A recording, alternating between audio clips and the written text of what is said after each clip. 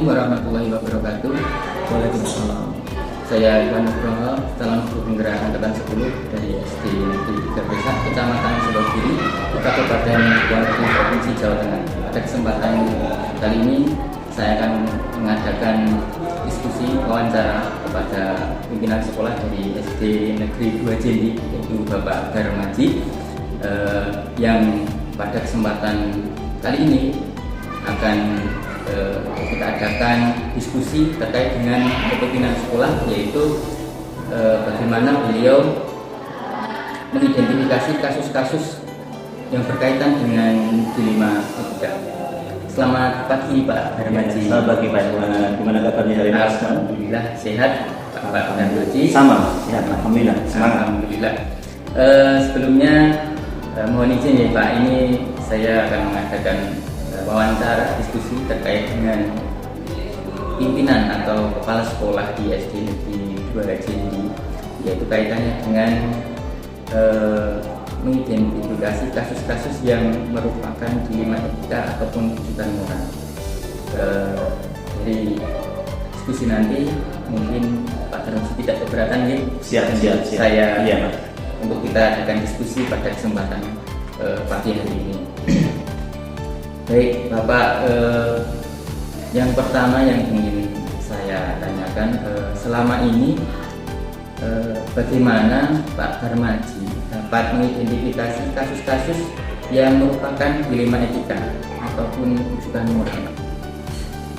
Ya, jadi seperti ini Mas Ivan. Jadi terkait dengan pengalaman atau kepala sekolah, memang dalam lembaga tidak mungkin tidak terlepas dari yang namanya permasalahan. Tetap setiap hari, setiap saat itu ada yang namanya permasalahan. Jadi dalam menjalankan pengambilan keputusan, tentunya juga kita harus memperhatikan banyak hal. Jadi bagaimana kita mendiskusikan dengan banyak pihak, termasuk mempertimbangkan prinsip-prinsip etika, nilai-nilai yang sudah ditetapkan di sekolah, dan yang terpenting nanti keputusan yang kita ambil harus adil dan bermanfaat untuk semuanya. Seperti itu Pak Iwan. Baik, terima kasih Pak Darmaji. Kemudian selama ini Pak, bagaimana Bapak menjalankan pengambilan keputusan di SD Negeri 2 Jendi ini, terutama untuk kasus-kasus di mana ada dua kasus dengan kepentingan yang sama-sama benar ataupun sama-sama mengandung nilai kebencian?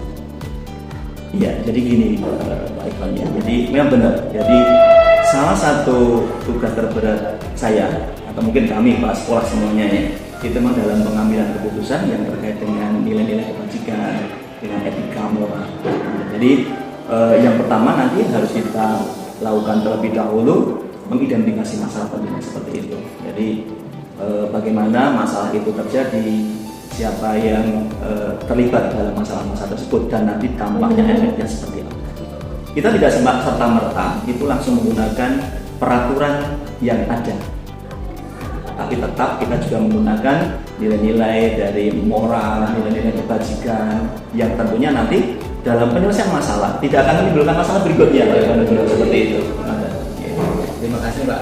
Kemudian Pak Darmaji, untuk hal tersebut langkah-langkah ataupun prosedur seperti apa yang biasa Pak Darmaji lakukan untuk mengatasi permasalahan tersebut? Oh iya, jadi begini Mas Ivan. Jadi bila ada sebuah permasalahan, dan ini kayaknya sebuah rutinitas tapi tidak terjadwal sebenarnya. Jadi masalah itu kan sama seperti apa ya, bencana alam, gempa ya. Jadi datang dengan sendiri ya, insiden seperti itu. Tapi tetap jadi kita harus punya SOP untuk menyelesaikan permasalahan-permasalahan yang timbul di instansi saya. Jadi yang pertama itu mengidentifikasi masalah, jadi penting sekali. Jadi permasalahan itu kita identifikasi timbulnya seperti apa, penyebabnya apa, siapa yang berkonflik seperti itu. Jadi terus yang kedua mengumpulkan informasi sebanyak-banyaknya tentunya dari pihak-pihak yang terkait dan yang di luar dari komunitas, itu sangat penting sekali. Untuk yang tiga, jadi mengevaluasi opsi-opsi, jadi bagaimana prinsip etika, moral, dan nilai-nilai kebajikan itu ada di dalamnya, seperti itu. Terus yang berikutnya membuat keputusan yang dianggap paling tepat. Jadi tadi ada etika moral, ada nilai-nilai kebajikan. Kita buat keputusan yang benar-benar tepat.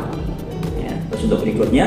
Setelah dibuat keputusan tentunya ataupun sebelum diambil keputusan itu juga harus kita komunikasikan. Kalau kami misalnya di SD Negeri 2 Jendi itu khusus ada rapat terkait dengan evaluasi di hari Senin setelah upacara bendera atau rapat sekolah istilahnya. Itu kami adakan secara periodik. Salah satunya memang digunakan untuk menangani permasalahan muncul di sekolah kami. Dan untuk yang terakhir tentunya langkahnya ya evaluasi. Setelah kita laksanakan kegiatan dalam menyelesaikan masalah tersebut, sudah kita tetapkan langkah-langkahnya, kita komunikasikan dengan berbagai pihak yang terkait, tentunya harus ada evaluasi. Efektif tidak tadi keputusan yang diambil seperti itu Mas Iqbal? Luar biasa. Terima kasih Pak Darmaji. Kemudian hal-hal apa saja Pak ini yang selama ini Pak Darmaji anggap paling efektif dalam mengambil keputusan pada kasus-kasus dilema etika? Ya, jadi gini Pak Iqbal, kan di awal sudah saya katakan ya, begitu beratnya kita sebagai kepala sekolah atau saya sebagai kepala sekolah dalam menentukan sebuah kebijakan, sebuah keputusan penting terkait dengan permasalahan yang ada di sekolah. Yaitu satu menurut saya ini transparansi. Nah, jadi transparansi dalam pengambilan keputusan, mengambil data, tidak boleh memihak, harus bersikap adil. Jadi transparansi. Makanya tadi dalam hal evaluasi teman-teman di SD Negeri 2 Jendi saya biasakan bagaimana silakan diungkapkan dengan tentunya dengan tata etika dalam rapat ya seperti itu, atau mungkin yang bersifat pribadi itu bisa langsung secara face to face seperti itu. Dan itu kan juga sebagai bahan untuk saya jadikan penyelesaian di dalam rapat tersebut. Jadi intinya transparansi dan keadilan seperti itu. Luar biasa Pak Darmaji. Kemudian ada hal-hal yang lain Pak, yang selama ini Pak Darmaji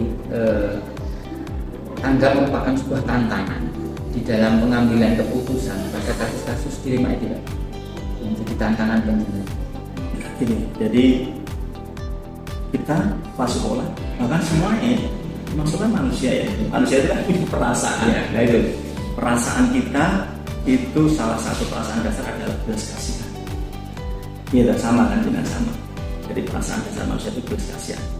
Makanya hambatan terbesar kita dalam mengambil keputusan dalam sebuah permasalahan di isu pendidikan adalah kadang kita tidak bisa mengesampingkan rasa belas kasihan dan kadang rasa belas kasihan berlebihan. Kalau proporsional sih tidak masalah, karena pada dalam dilema etika dan nilai-nilai kebajikan memang harus kita juga menggunakan nilai-nilai seperti itu dalam rangka apa? Kan kita hubungannya antar manusia, kita yang dipimpin bukan robot, kita yang dipimpin adalah teman-teman kita sendiri ya, partner kerja kita manusia dengan sifat yang seperti itu Pak Iwan.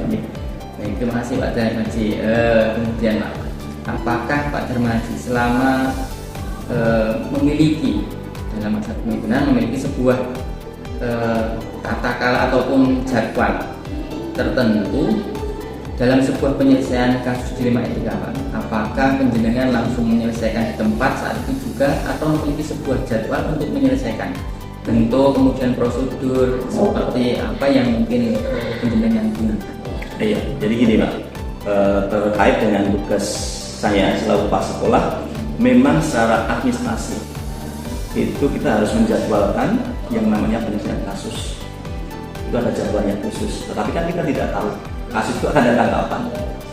Yang utama setiap periodik itu kan ada pembelajaran, ada penilaian siswa, terus peningkatan kompetensi guru. Itu kan sesuatu yang tidak bisa terjadwalkan, dan itu kan akan mudah untuk dijadwalkan, dilaksanakan, dievaluasi. Nah ini yang terkait dengan permasalahan di luar non teknis itu ya paling banyak dan sangat mempengaruhi suasana kerja seperti itu, atau konflik mungkin konflik pribadi antar guru, pas sekolah dengan guru, itu kan sesuatu yang tidak bisa terjadwal baik-baik. Nah, yang tidak terjadwal itu tentunya juga kita nilai bagaimana urgensinya, tingkat kepentingannya. Jadi kalau suatu masalah tidak segera kita laksanakan dan bahkan itu mempengaruhi kinerja kita di sebuah sekolah, ya harus kita jadwalkan, schedule, kita dahulukan, kadang bahkan menggeser penjadwalan yang lain. Ya, jadi urgensi. Jadi bagaimana kepentingan masalah itu yang timbul dan harus segera dilaksanakan, itu penting sekali. Luar biasa Pak Darmaji.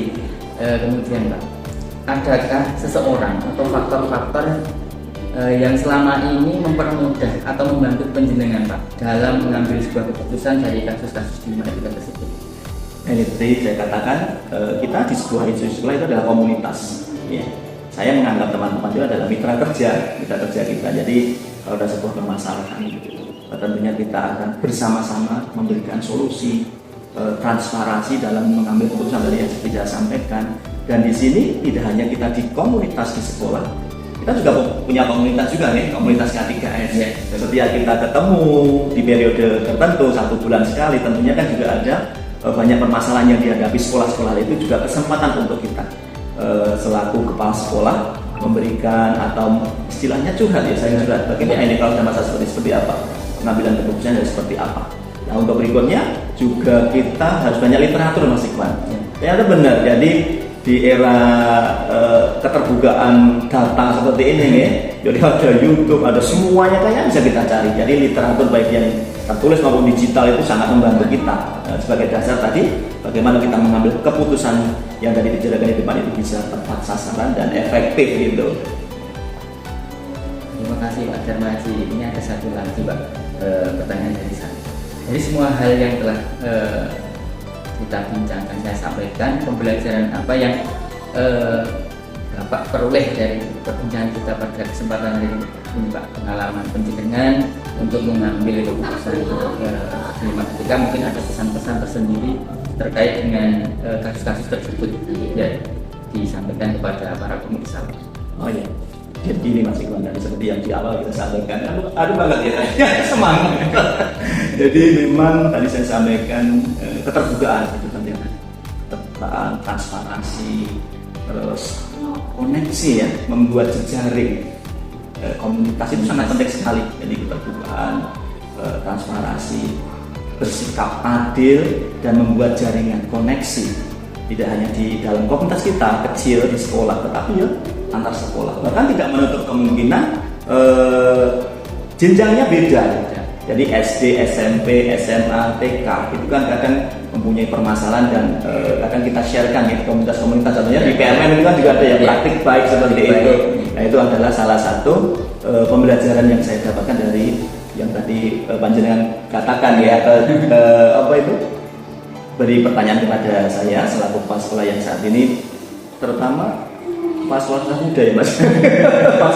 masih belajar, jadi masih banyak belajar bagaimana menyelesaikan permasalahan, dan itu memang yang paling berat. Kalau sekedar administratif itu sudah pasti panjang, tapi bagaimana kita memanajemen sebuah komunitas yang di dalamnya kita itu isinya kan bukan robot ya, bukan manusia, bukan robot, tapi manusia yang punya perasaan, punya pemikiran yang berbeda-beda. Itu tentunya harus ada trik-trik atau pembelajaran yang harus kita benar-benar selalu gunakan, dan keterbukaan, terus keadilan, transparansi, dan selalu belajar dari jejaring itu. Iya. Terima kasih Pak Darmaji, luar biasa ya.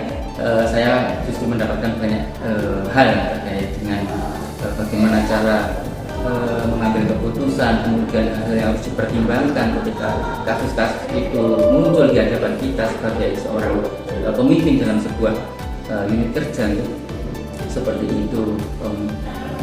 Terima kasih Pak Darmaji. Sama-sama Mas Iqbal, sukses selalu. Terima kasih. Mungkin untuk kesempatan pagi hari ini diskusi kita saya kira cukup. Mungkin kita nanti bisa sambung lagi, sharing-sharing lagi di kesempatan yang lainnya. Terima kasih Pak Darmaji. Sama-sama Mas Iqbal, sukses selalu. Iya. Terima kasih, sukses untuk bikinnya ya.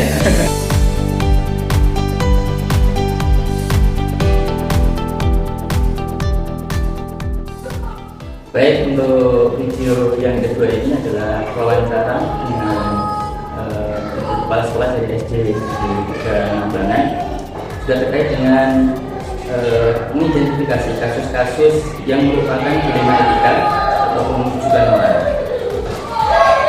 Selamat siang Bu Rahyati. Selamat siang Pak Iqbal.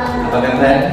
Alhamdulillah sehat. Pak Iqbal sendiri bagaimana? Alhamdulillah sehat juga Bu Rahyati. Untuk kesempatan siang hari ini saya mohon izin untuk mengadakan wawancara itu terkait dengan kasus-kasus yang merupakan dilema etika yang mungkin pengalaman penjenengan memimpin di SD Negeri 3 Nambangan ini. Mungkin Bu Royati tidak keberatan ya Insya untuk Allah. baik. Mungkin bisa kita mulai untuk wawancara kita. Silakan.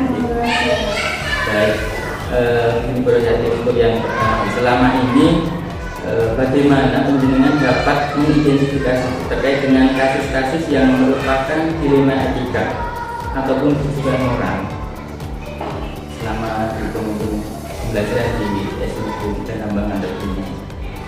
Terima kasih Pak Irwan untuk pertanyaannya. Kalau kita berbicara tentang dilema etika atau tujuan moral itu dilema juga ya Pak Irwan. Iya. Situasi yang sulit sebenarnya ya. Sering kita jumpai, bahkan terus mungkin setiap hari kita jumpai yang merupakan kondisi yang bisa dikatakan menyulitkan untuk kita mengambil keputusan seperti itu ya Pak Irwan ya.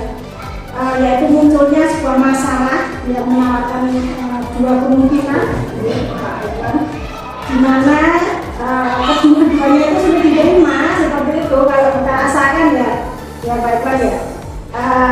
Untuk mengidentifikasinya sebenarnya mudah seperti itu untuk bisa dikatakan dilema etika yang mana, tujuan moral yang mana seperti itu.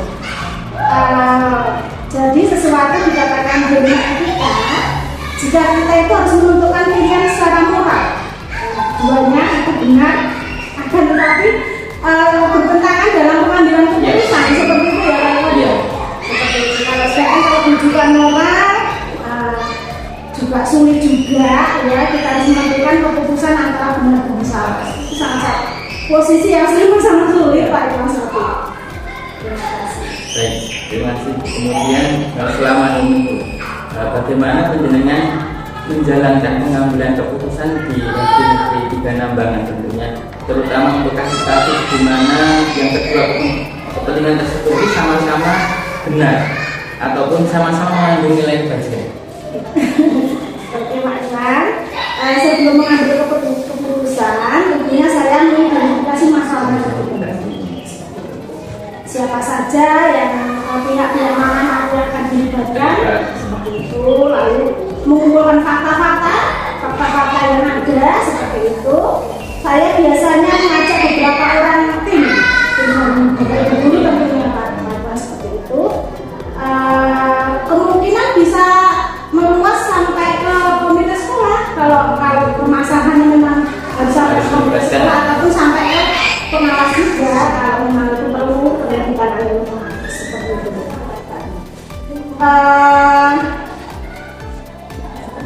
Tergantung kita lihat fokus permasalahannya seperti itu. Dan kami berusaha mencapai kesepakatan yang adil untuk semuanya biar tidak merugikan satu sama lain, biar yang satu dan yang lain seperti itu. Iya, dan pengambilan keputusan ini tentunya kita menggunakan prinsip-prinsip kekeluargaan dan juga musyawarah kebangsaan. Luar biasa berarti. Kemudian langkah-langkah ataupun prosedur seperti apa yang biasa penjenengan lakukan selama tentunya yang pertama langkah-langkah kami yang pertama itu memanggil kedua belah pihak Pak Irwan. Kedua belah pihak harus kita hadirkan, diminta keterangan supaya saya bisa mengetahui untuk permasalahannya seperti apa, kemudian apa yang menjadi kebutuhan. Yang kedua tentunya mengidentifikasi masalah yang terjadi, harus kita identifikasi Pak Irwan, jangan bisa musuh seperti itu ya, seperti itu. Kemudian berikutnya mengumpulkan fakta-fakta yang ada, kita cari fakta-fakta yang ada, kita kumpulkan, kemudian mendiskusikan dengan bapak ibu guru di sekolah seperti itu, yang sekiranya pas ataupun pihak-pihak yang pas untuk disesuaikan permasalahan yang ada dan pihak-pihak yang yang relevan diajak untuk berdiskusi tentang masalah tersebut. Kemudian kita bersama-sama mengambil keputusan itu harus berdasarkan analisis. Kita ambil keputusannya dan tentunya hasil kesepakatan atau keputusan itu nanti ada untuk semuanya. Seperti itu. Terima kasih Bu Royati.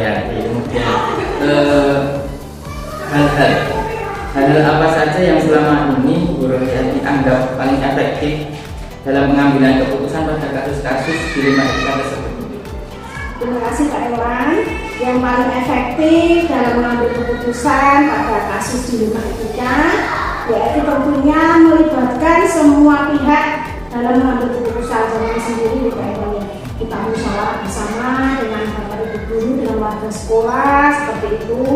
Adanya komunikasi yang jelas, transparan dalam mengambil keputusan seperti itu. Dan juga harus mengikuti prosedur yang ada seperti itu. Dan memastikan keputusan sesuai dengan prinsip dan aturan di sekolah. Terus seperti itu, karena itu dikasih dari sekolah ya harus aturan-aturan yang di sekolah harus kita terapkan seperti itu. Kemudian dan penting sekali jangan sampai keluar dari aturan sekolah yang ada. Selain itu juga tetap mempertimbangkan etika kemanusiaan itu nomor 1. Iya.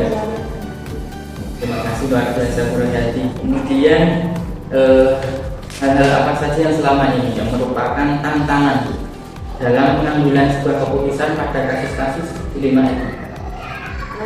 Tantangannya itu benar juga banyak juga ya.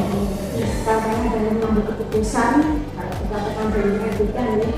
Kalau masalah tersebut termasuk konflik kepentingan ya. Kalau masalah itu kita kategorikan sebagai konflik kepentingan itu juga merupakan